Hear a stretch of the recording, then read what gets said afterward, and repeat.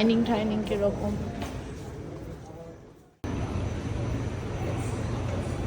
Fighter মুভিটা দেখার পর থেকে ফাইটার জেটস দেখার জন্য আমি ভীষণ এক্সাইটেড।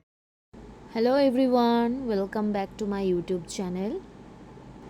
আজকের ব্লগে তোমাদের বাংলাদেশ মিউজিয়ামের পার্ট 2টা দেখাবো। পার্ট 1-এ অতটাও দেখাতে পারিনি, বাট পার্ট 2-তে মিউজিয়ামের ভেতরে কি কি আছে ইন ডিটেলস তোমাদের কাছে দেখাবো। তো এখানে তোমরা দেখতেই পাচ্ছ যে অনেকগুলো গান রাখা আছে। তো আমি ওকে জিজ্ঞেস করছিলাম যে গানগুলো কি রিয়েল না মডেল রাখা। ও বলছিল যে হতে পারে রিয়েল, কারণ আমরা নিজেরাও শিওর না, বাট দেখে তো রিয়েল লাগছে, কালার পলিশ করা।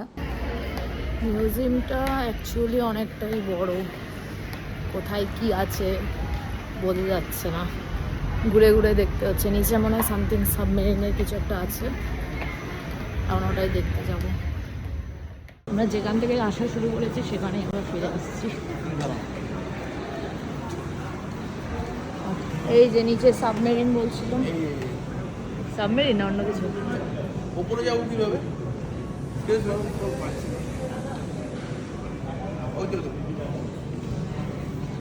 ও পেয়েছি সিঁড়ি, এদিক দিয়ে সিঁড়ি আছে। আমরা এদিক দিয়ে হাঁটা শুরু করেছিলাম এদিকে যাওয়ার জন্য।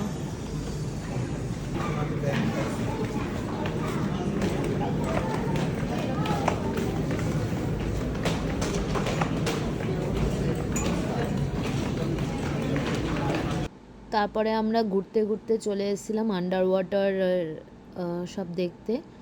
এখানে লেখা আছে আন্ডার ওয়াটার ওয়ার্ল্ড, মানে জলের নিচে কীরকম দেখতে হবে সেটাই দেখাচ্ছে। প্লাস এখানে মিসাইলস ছিল, সামনে দেখতে পাবে অনেক বড় বড় সাইজের মিসাইলস আছে। এই মিসাইলসগুলো আন্ডার ওয়াটার দিয়ে কীভাবে পাস করানো হতো, কি আছে সব এখানে স্ক্রিনে দেখানো হচ্ছিল। মিসাইলস লোড করছে, আন্ডার ওয়াটার দিয়ে পাস অন করাচ্ছে, মানে যুদ্ধের সময় যা যা করে আমাদের জেনারেলি অতটাও আইডিয়া থাকে না। তো এগুলো দেখে মানে একটা আইডিয়া হয়েছিল। তবে সবাই এখানে ফটো মটো তুলছিল। আমরা ঘুরতে ঘুরতে আবার আন্ডার ওয়াটার কিছুটা দেখা হয়ে গেছে, আমরা ওপরে চলে যাচ্ছিলাম। লাইফ অফ নেভি,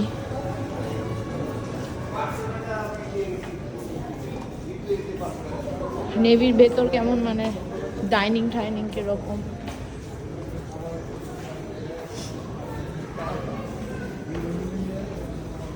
মানে হেড,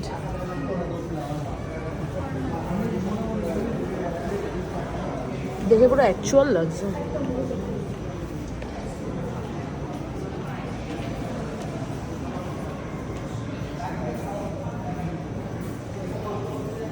ছিলাম 4 জন, হয়ে গেছি 2 জন, বাকি 2 জন কোথায় গায়েব হয়ে গেছে খুঁজে পাওয়া যাচ্ছে না।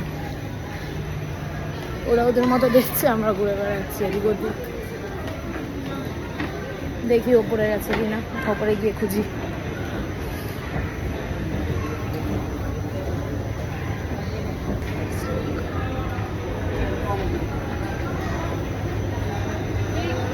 মানে লাইটিং দিয়ে সাজিয়েছে বলে আরো সুন্দর লাগছে। এইগুলো দেখুন পুরো রিয়েল লাগছে, মনে হচ্ছে না স্পাইডারম্যানসের মতো। অ্যাকচুয়ালি সোলজাররা কীভাবে দড়ি দিয়ে ওপরে ওঠে সেটারই একটা মডেল রাখা ছিল। তারপরে ওপরে এই একটা সাইড ছিল যেখানে কিভাবে সেনারা যুদ্ধ করে, ঝোপে ঝাড়ে লুকিয়ে, জঙ্গলের মধ্যে লুকিয়ে কিভাবে গুলি চালায় সেটাই দেখানো হচ্ছে। পুরো অ্যাকুরেট, পুরো রিয়েল লাগছিল।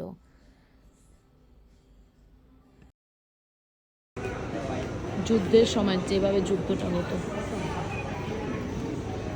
সেটাই দেখাচ্ছে, কীভাবে বোমা টোমা মারত, সব সোলজারদের হ্যাটস। তারপরে এটা কি জানো, আর ভুলে গেলাম, মেশিন গান।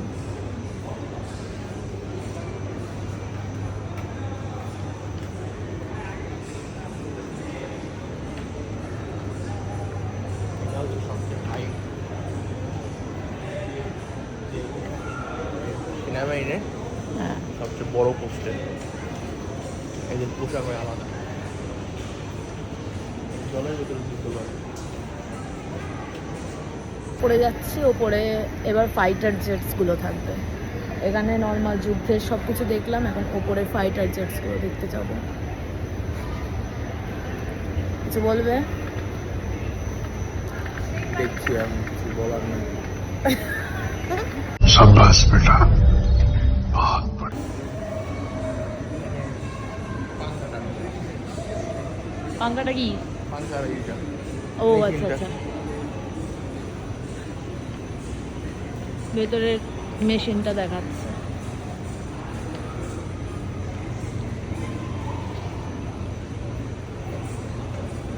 ফাইটার মুভিটা দেখার পর থেকে ফাইটার জেটস দেখার জন্য আমি ভীষণ এক্সাইটেড। ওখানে যা ওয়ারগুলো দেখিয়েছে তারপর থেকে এগুলো দেখতে খুবই ভালো লাগে। কত রকমের ফাইটার জেটস।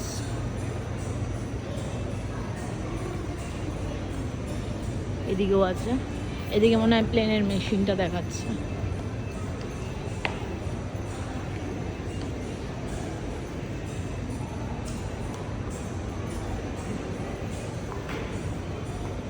এটা কি, এটা কি সব থেকে বড় নাকি? এটা অনেকটা বড়। যুদ্ধের ওই যে নামে না সেনাবাহিনী। ও সেনাবাহিনীরা যেটা দিয়ে নামে যুদ্ধের পজিশনগুলোতে, এই সবই জানে, জানি না হচ্ছে কি আমি।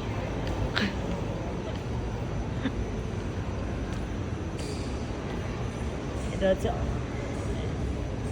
অ্যালোটি, আমি প্রোনাউন্সই করতে পারছি না এগুলো স্পেলিং। অ্যালোটি।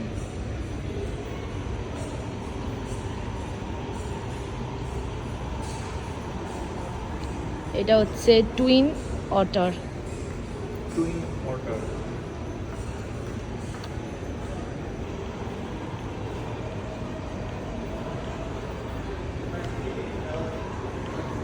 এই যে ইঞ্জিন সব এগুলো, এইসব জায়গাগুলোতে সব ইঞ্জিনসগুলো দেখাচ্ছে। মা ইঞ্জিনটা আবার চলছে, লোক।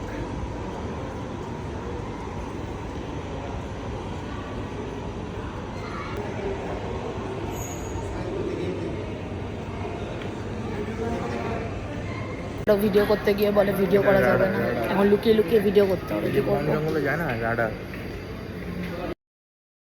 তারপর এখানে রাডার রাখা ছিল, এটা মেবি রাডার বা অ্যান্টেনা কিছু একটা হবে।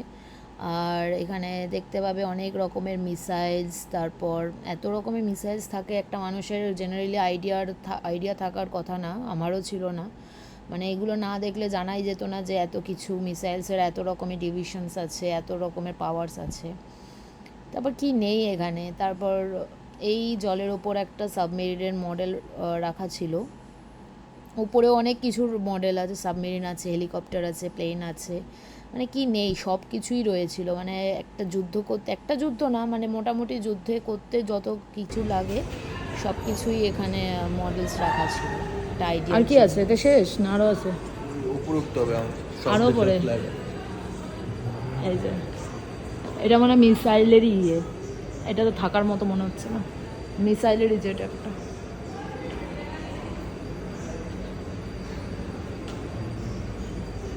আমরা এবার এলাম কোথায়, ফ্ল্যাগের জায়গায়। সমস্ত দেশের ফ্ল্যাগস এখানটায় রয়েছে। দাঁড়াও তোমায় দেখাচ্ছি। বাংলাদেশ সেনাবাহিনী বিদেশে যুদ্ধ করছে। হ্যাঁ। কি দেশের নাম নেই, এই ইউএন দিয়ে ওরা যুদ্ধ করছে। এগুলো নিয়ে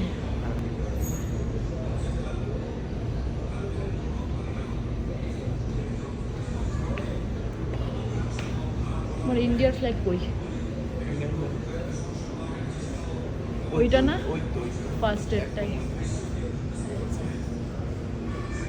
সব সেনাবাহিনীদের এখানে ফটো, যারা মারা গেছে যুদ্ধের টাইমে, শহীদ হয়েছে তাদের ফটো, লিডার্সদের ফটো।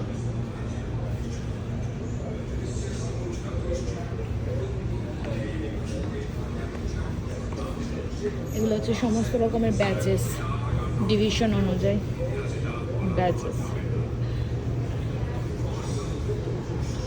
কোথায় কোথায় যুদ্ধ হয়েছে সেগুলো দেখাচ্ছে। মোজাম্বিক, উগান্ডা, তাজিকিস্তান, হাইতি, সিরা, এখানে আরও আছে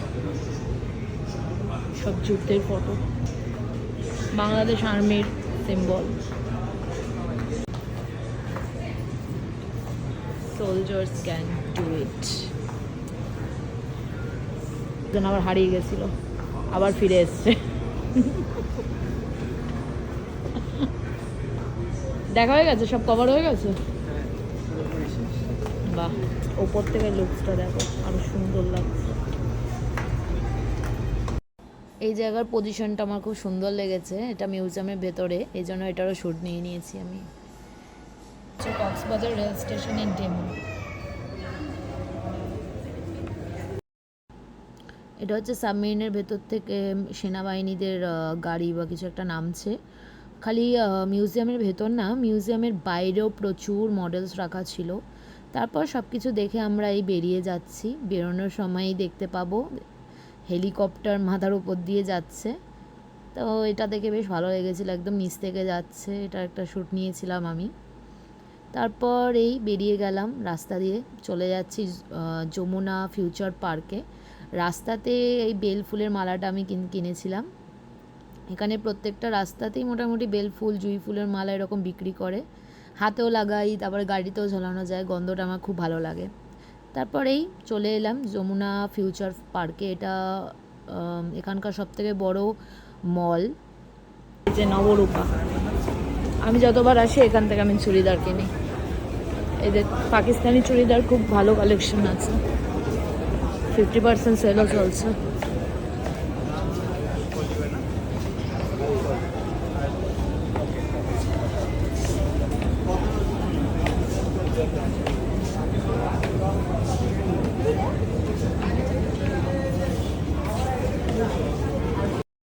তারপর মলেরই ফুড কোর্টে একটা রেস্টুরেন্টে আমরা জুস খেতে চলে গেছিলাম। ওরা নিয়েছিল মৌসম্বি জুস আর আমি নিয়েছিলাম লাস্সি। এই যে ওলা জুসটা দেখাচ্ছে, লাস্সিটা অ্যাভারেজ ছিল, অতটাও টেস্টফুল ছিল না। এখানে আমি ওকে লাস্সি অফার করছিলাম খাবে নাকি, কিন্তু ওর খাওয়া দাওয়াটা এতটাই বাজবিচার যে জুস খেলে লাস্সি খাবে না, লাস্সি খেলে জুস খাবে না।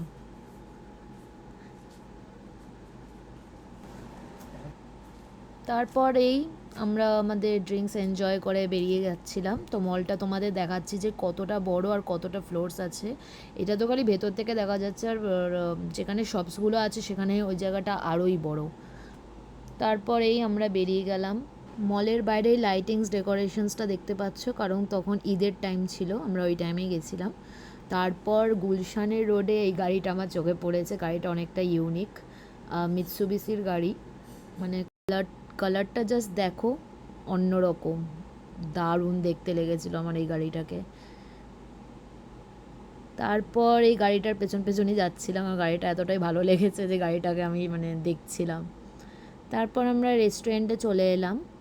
এটা পাগলা বাবুচি নামে একটা রেস্টুরেন্ট আছে বনানীতে, তো ওখানে আমরা ডিনার করতে এসেছি। এই রেস্টুরেন্ট থেকে ভিউটা দেখাচ্ছি। আমরা এসে গেছি রেস্টুরেন্টে, আর অর্ডারও দেওয়া হয়ে গেছে। এ নিয়েছে কাচ্চি, ওরা দুজন নিয়েছে কাচ্চি, আর আমি খালি খিচুড়ি আর কাবাব আর নান, এগোটাই।